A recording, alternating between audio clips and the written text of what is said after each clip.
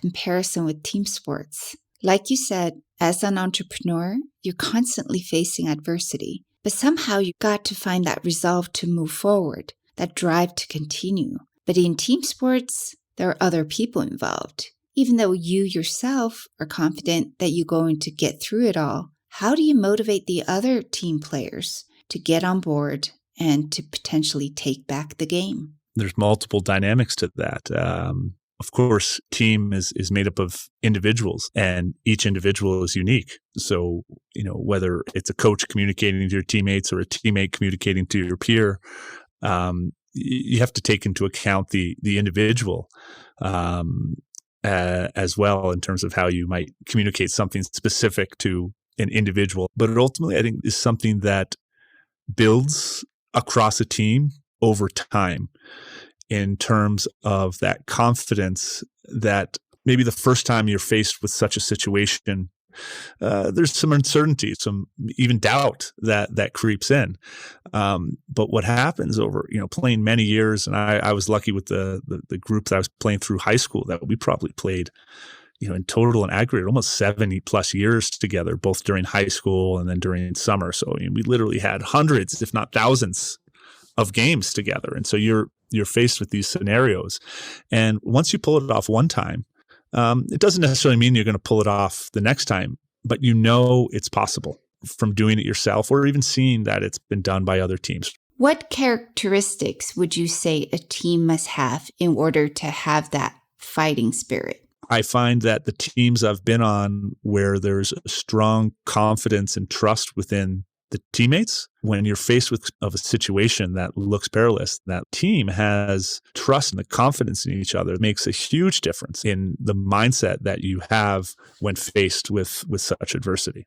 To use another team sports analogy, how does building that trust and confidence in the team then translate into the startup culture? I think my belief on startup culture is the same for business, any business or any environment where you have multiple people trying to achieve or goals together. Ultimately, you need to have relationships which are built off of trust, where you feel that other people have your back, especially in a startup. A startup in many ways has parallels to a basketball team been talking about, in that you're constantly facing highs and lows.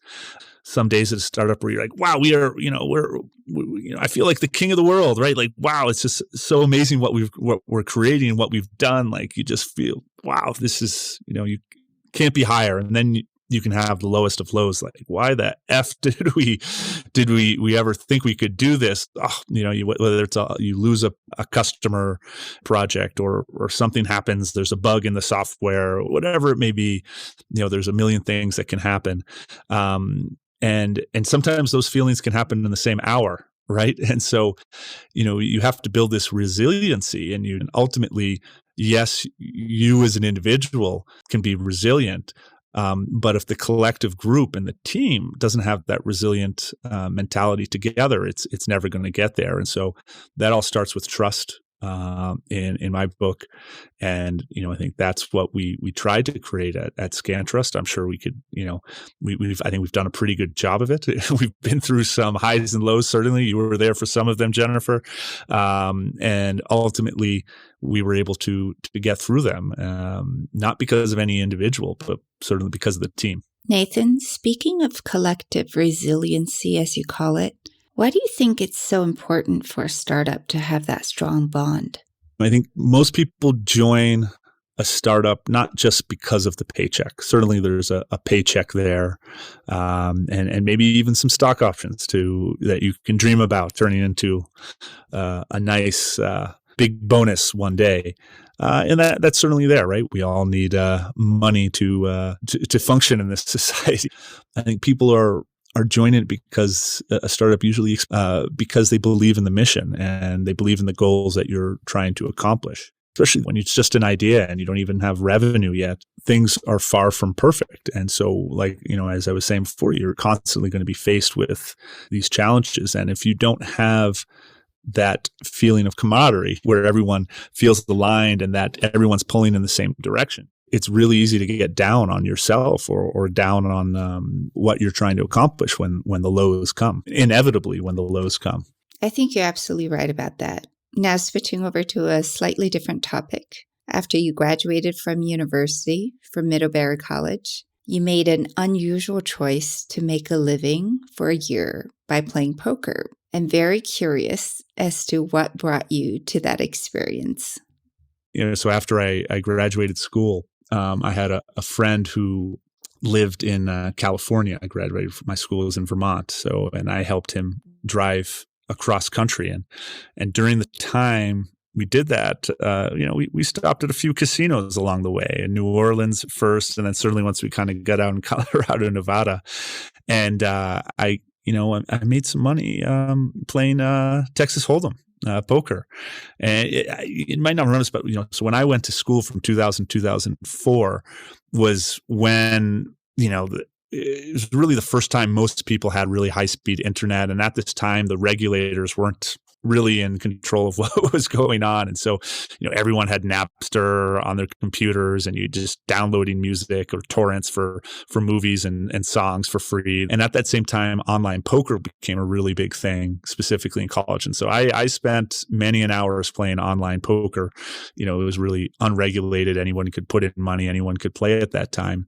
And then during this road trip, what ended up being a 3-month-long road trip across from Vermont to California, I started to play in person as well, and was applying these skills and approach that I had taken online, and it turned out I was pretty good at it, applying kind of this technical math-based skills that I was doing online with being in person with people and observing them. And I was making enough money at least be kind of like a quasi ski bum out in Truckee and skiing and having fun and skiing, and whenever I needed money, just popping over to Reno to have to make some scratch playing poker. What is a day in a life as a poker player like? Did you play every day? I didn't play every day. There are professionals who, of course, probably play every day and take it very much more seriously than I did as a craft and have are making a living doing it. I was more doing it as a way to that working for the weekend, if you will. So I would go several days or even a week without playing and just skiing and having fun and traveling around. And then kind of once my bank account got low, I would go and play with these epic grinds at the casino. I'm curious, what was the longest that you ever sat at a poker table? I think the longest I went was I would just sit down. I sat down at a table for something like 36 hours straight. When I went at it really hard, but it wasn't necessarily something I was doing every day. What was that like, sitting at the poker table for 36 hours straight? A lot of patience. So there's different styles to playing in poker, and mine was one where I just kind of knew the ratios tried to know as best as possible the ratios of any outcome that could happen based off the cards I had in my hand, based off the cards that were showing on the table, and I would play a very tight, conservative game, which means you're not playing every hand. I mean, you're folding many different hands, and so it at least the style that I was playing required a tremendous amount of discipline, incredible amount of patience over a very long period of time. And then, of course, a certain level of endurance, to be able to sit there for 36 hours straight.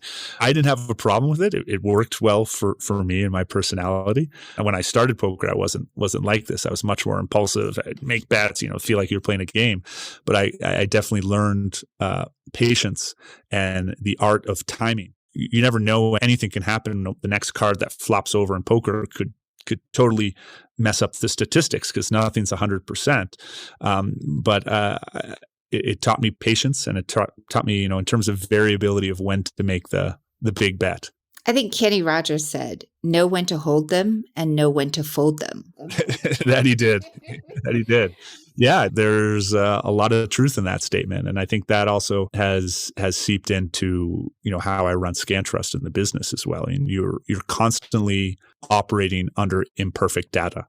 You're trying to decrease the risk you have to as close to zero as possible, which of course is always the desired outcome. And if you wait to get perfect data, which maybe doesn't even exist, but to get there, often you spend too much time. And one of the greatest strengths a startup has over its competition is speed, and you need to be able to use that speed and agility to move faster than the others. There's a whole fail faster mantra, etc. But you're constantly making decisions with imperfect data, or data that's not 100%, and you need to be comfortable with that, and have the confidence to double down on that bet, depending on the bet, if it's a failure or not, to be able to change course as quickly as possible.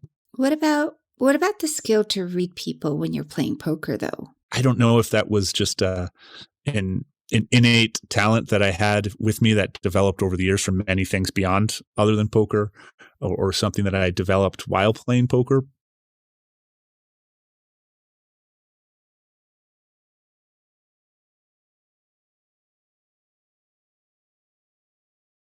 But ultimately, I think one skill I've always had is that's helped me, both in poker but in business, is more listening to people and really spending the time to listen to them, whether that listening be body language or their verbal language.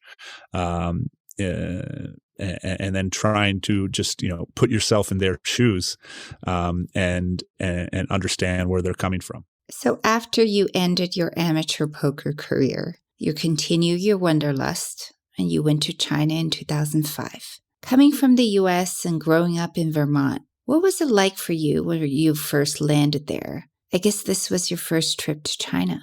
It was my first trip outside of North America and Australia. But it was about as distant as you can get from Vermont. There's probably more people in the Beijing airport than all of Vermont. Probably. And it was definitely a shock, and it was definitely different.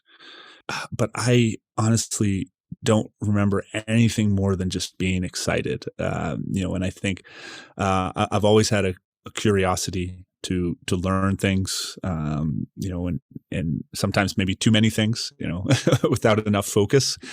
And because it was so different, each and every day, each and every interaction that I had was something new, something to be curious about, something to learn about and to experience. And so, I think ultimately that is what really drew me into China, probably, that and made me enjoy it so much. And originally supposed to be 6 months, I ended up staying 12 years living in China.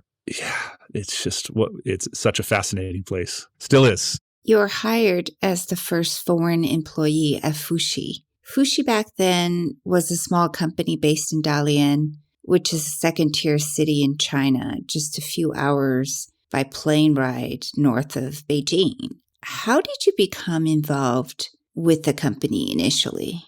Maybe let's take a step back there before I get in. I mean, to give context, I went over to China to basically backpack and teach English. So I did not get sent there on an expat package. I was not, there seeking a career per se. Opportunity more or less came my way, and I ended up in Beijing in 2005, 2006 range, and Beijing at that time, and from many years after that, it was kind of the opposite of New York City. To quote Frank Sinatra's song, where he says, if you can make it here, you can make it anywhere, about New York City. Well, Beijing at the time was kind of the opposite in that, is if you can't make it here, you can't make it anywhere. At least that's how I looked at it, because it was just, it was a few years after China had joined the World Trade Association, and it was just going through incredible growth, and there just was not enough people around to across all these companies, both foreign and local Chinese companies that were growing at breakneck speed, and needed talented people to come in and to help them on their journey.